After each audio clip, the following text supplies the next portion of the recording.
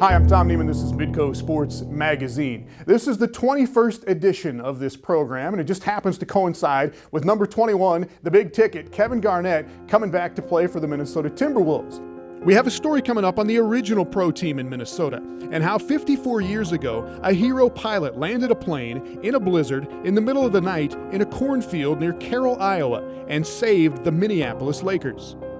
And we will introduce you to the sport of cyclocross, part mountain bike race, part obstacle course, and 100% adrenaline. That story coming up in a bit.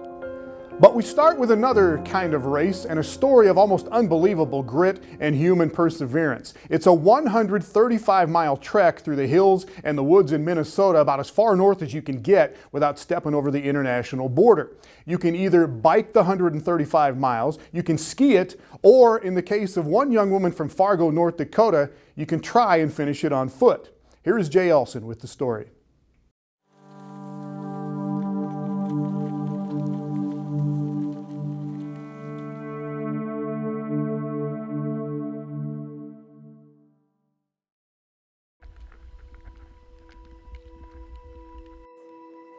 In the hours before dawn on this brisk January morning, headlamps and flashing safety lights break through the darkness as 154 competitors, a combination of runners, bikers, and skiers, embrace the last bits of comfort they'll know for the next 60 hours. It's always interesting the morning of, because, you brush your teeth, you wake up in a warm bed, and it's kind of like, okay, this will be the last time I'll do this for the next couple of days.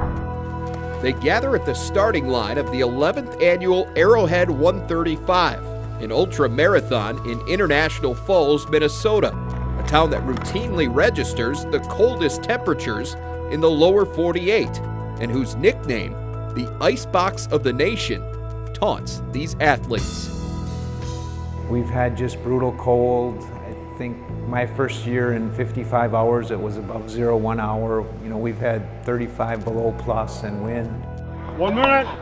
At 135 miles, this race is long, difficult, and bitterly cold. With an average finish rate of 47%, it's known as one of the 50 toughest races in the world. This race you sign up in September, right? So you have no idea what the weather could be. It could be, this could be the 22% finish rate year, right? You don't know that when you sign up. And some guys, that's what they hope for, because, hey, I want to be one of those 22%, or you know what, if I'm not, I was there and this is what happened and this is my story. Release the hounds! When you leave International Falls, you will virtually not see a house till you get to the finish line. The course follows the Arrowhead State Trail through the hilly, dense forests of northern Minnesota. There are only 3 checkpoints between International Falls and the finish line in Tower, Minnesota. Only 3 opportunities for racers to get food, water, and first aid if needed. You won't find cheering spectators lining the route. All motivation comes from within. You have to learn how to survive cold for 60 hours at a shot. You have to be able to keep your mind right so that when the fatigue level gets so high, you're still eating, you're still drinking, you're still staying on the trail and navigating that. This is Rachel Utek's second attempt at the race. Her first was 2 years ago, when she got less than halfway through this grueling course. It was just a blessing to be able to get as far as I did go, and just knowing that I'd come back. Rachel's goal this time around isn't to win. In fact, she's still not sure she'll finish. It's very rare to finish this race at your first try at it. A lot of people finish on their 3rd attempt. Mentally, Utek plans to run this year's race in 4 parts, focusing on the next checkpoint rather than getting overwhelmed with the entire course. I'll get to the first checkpoint, which is a gas station that they've generously opened up for us. We can grab a bite to eat there. I'll maybe stay like an hour max. Try to get dry feet again. This year it's going to be pretty warm, so new socks, maybe new shoes, that sort of thing. Rachel prepares to leave the first checkpoint as night falls. She's in good spirits and knows she's getting closer to where her race ended in 2013. I'm kind of looking forward to it. I'm going to pass the spot that I DNF'd last time. So that should be a good celebration point for me. And then nighttime is when I run the best. So when you only have to follow the light of the headlamp, you don't see much more beyond that. It's kind of just really nice. In this race, the rules are relatively few. There are no support crews, no pacers. The competitor is totally self-supported. You can get disqualified if you accept help from anybody other than racers that are racing with you.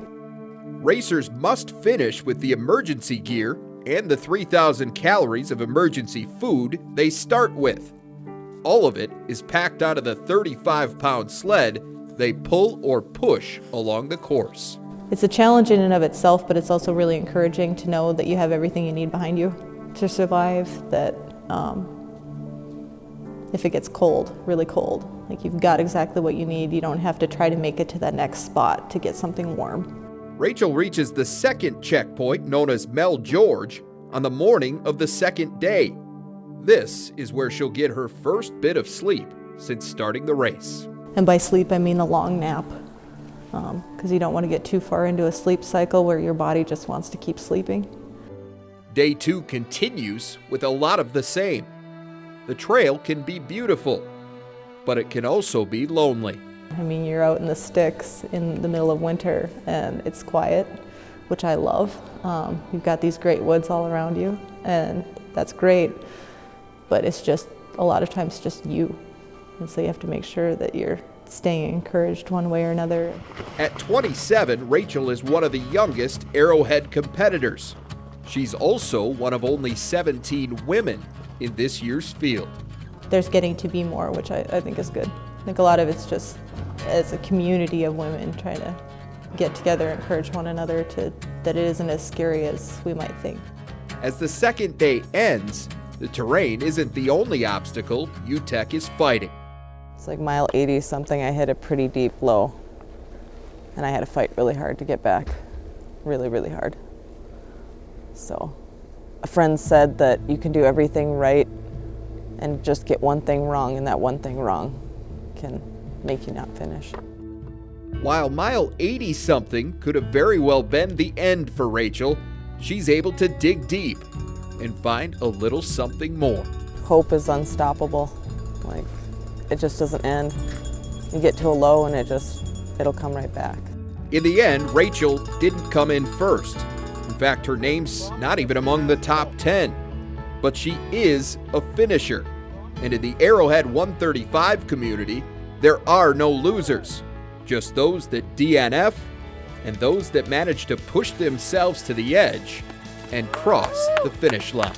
I like to test to see what my limits are and going beyond what I think is possible for myself. Because you'll get to these points where you're just like, this is impossible. And then you break through that.